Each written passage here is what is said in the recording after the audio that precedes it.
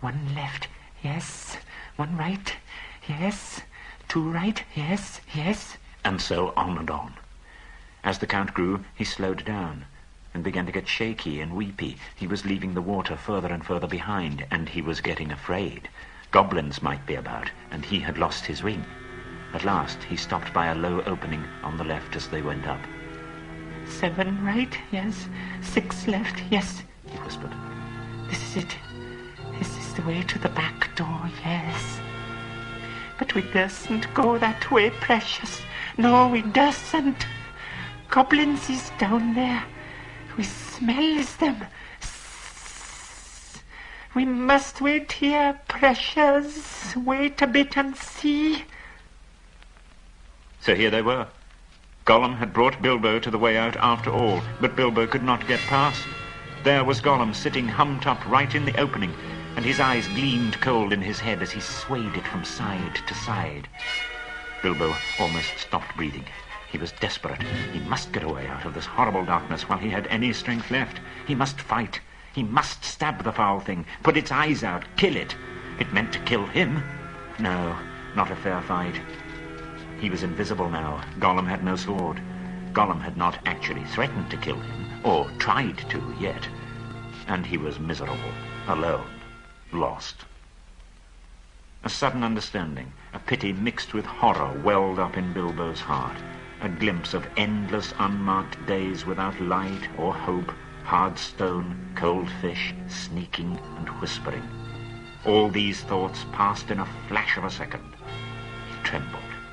And then, quite suddenly, in another flash, as if lifted by a new strength and resolve, he leapt.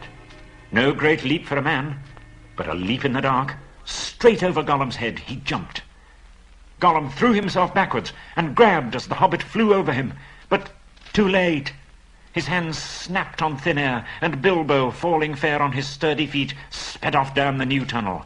There was a hissing and cursing almost at his heels at first. Then it stopped.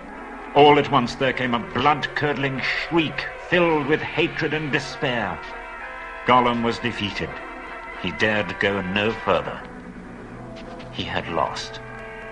Lost his prey, and lost too the only thing he had ever cared for. His precious. Thief! Thief! Thief!